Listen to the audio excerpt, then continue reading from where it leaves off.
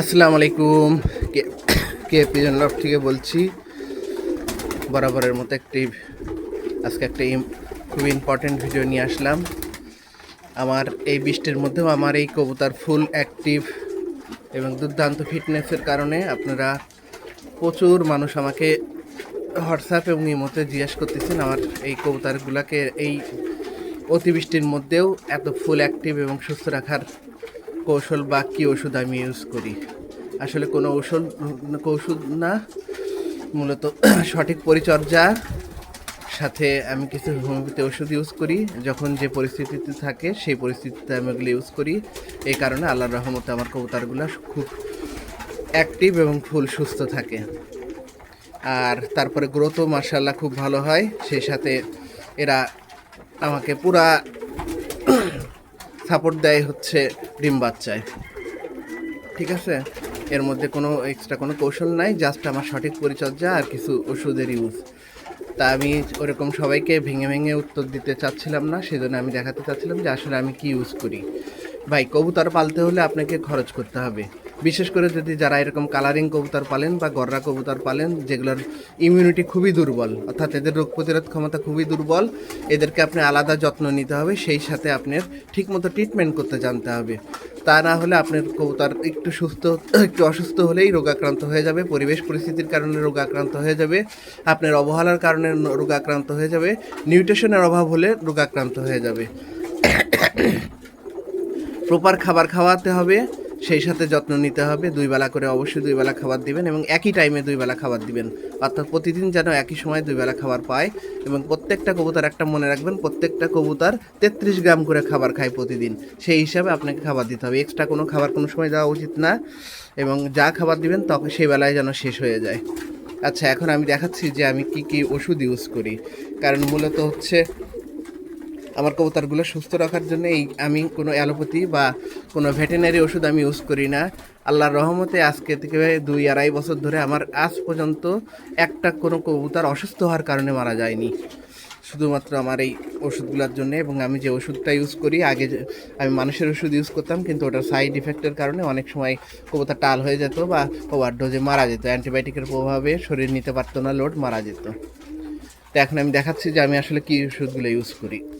দেখেন, এই যে এইগুলা হচ্ছে আমার সম্পূর্ণ, আমি আমার ফার্মে যে হোমিওপ্যাথি ওষুধগুলো ইউজ করি, এই যে সবগুলা, অর্থাৎ প্রত্যেকটাই আমি আলাদা আলাদা কারণে এবং আলাদা আলাদা সময়ে ব্যবহার করি।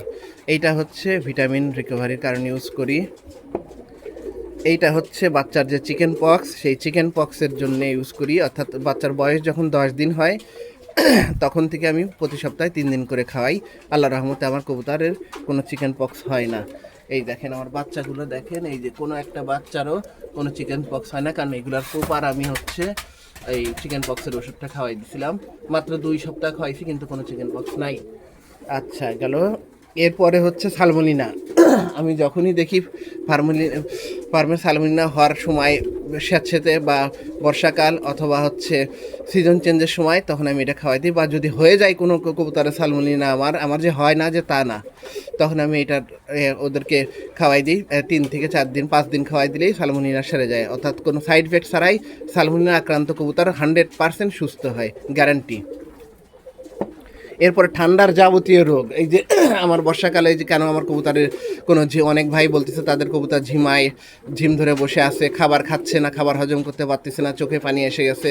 আমার একটা কবুতরের দেখেন আল্লাহর রহমতে কোনো প্রবলেম নাই। এর কারণটা হচ্ছে এই ওষুধটা আমি যখন ঠান্ডা হয়, একটানা বৃষ্টি হয়, তখন আমি এটা 1 দিন 2 দিন বা 3 দিন খাওয়াই দিই। তা আমার 1-2 দিন খাওয়াই দিলে এটা হয়ে যায়। এটা এত কার্যকরী একটা ওষুধ ঠান্ডার জন্যে বা সিজনের যত সমস্যার জন্যে।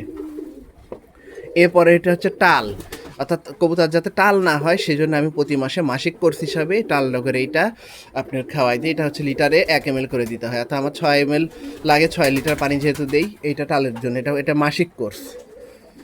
আচ্ছা, পেটের পীড়া, এটা পেটের যাবতীয় রোগ, অর্থাৎ পাতলা পায়খানা হওয়া, চুনা পায়খানা হওয়া, পেট খারাপ হওয়া, হজম না হওয়া, এটার জন্য আমি এই যে কই গেল, ডিফোকাস হয়ে আছে, এই ওষুধটা ইউজ করি। এটা হচ্ছে যখন যত পেটের সমস্যার কারণে, তখন আমি এটা ইউজ করি। এরপরে ডিপথেরিয়া, কবুতরের একটা ভয়ঙ্কর রোগ হচ্ছে ডিপথেরিয়া, অর্থাৎ কবুতর যখন ঠান্ডা লেগে শেষ পর্যায়ে যায় তখন ডিপথেরিয়া হয়। ডিপথেরিয়া থেকে বাঁচানো সোটাপ, আমি অ্যালোপ্যাথি ওষুধ দিয়ে একবার মাত্র শুধু মানুষের ওষুধ খাওয়া বাঁচাতে পারছি, তাছাড়া ডিপথেরিয়া হলে বাঁচানো যায় না। মানুষ 90% কবুতর পালকই ডিপথেরিয়া সম্পর্কে জানে না, এটা আমি অন্যদিন একটা ভিডিও করব। এটা ডিপথেরিয়া, এটাও মাসিক কোর্স। তারপরে ইমিউনিটি বুস্টারের জন্য আমি ইমিউনিটি বুস্টার, অর্থাৎ কোনো কবুতর রোগ আক্রান্ত হওয়ার পর বা কবুতর অসুস্থ থেকে ওঠার পর আমি এই যে এইটা তাদেরকে ওই ওষুধের, যখন অসুস্থ হয় তখন খাওয়াতে, ওর সাথে খাবারের সাথে বা ওষুধের সাথে এটা আমি সাপ্লিমেন্ট হিসাবে, যদি সকালে ওষুধ দেই আমি হচ্ছে সন্ধ্যায় এদেরকে এইটা দিই, জাস্ট হচ্ছে ওষুধের থেকে সাপোর্টিভ হিসাবে। এই হচ্ছে আমি যে ওষুধগুলো ইউজ করি, আপনাদেরকে একদম ক্লিয়ার করে দিলাম। আমি আমার ফার্মে এই কটা ওষুধ ইউজ করি, এইগুলাই আমার পুরা কিছু মাসিক কোর্স হিসাবে, কিছু অসুস্থতা, রোগ প্রতিরোধ ক্ষমতা তৈরি করার জন্য, কিছু প্রতিরোধের কারণে বা কিছু রোগ হলে। হ্যাঁ, হোমিওপ্যাথি ওষুধের একটাই সুবিধা, যেটা আপনার রোগ প্রতিরোধেও কাজ করে, রোগ হলেও সারাতে কাজ করে, একটু স্লো হলেও সারাতে কাজ করে, কিন্তু কোনো সাইড ইফেক্ট ছাড়া। তো যাই হোক, ভিডিওটা অনেক বড় হয়ে গেল। অনেকে আমাকে ইমোতে বা হোয়াটসঅ্যাপে মেসেজ দিচ্ছেন, আমি আসলে ওইভাবে রিপ্লাই দিতে পারতেছি না, তাই চিন্তা করলাম আজকে ভিডিও করে এটা দেখাই দিই। ঠিক আছে, ভালো থাকবেন, আল্লাহ হাফেজ।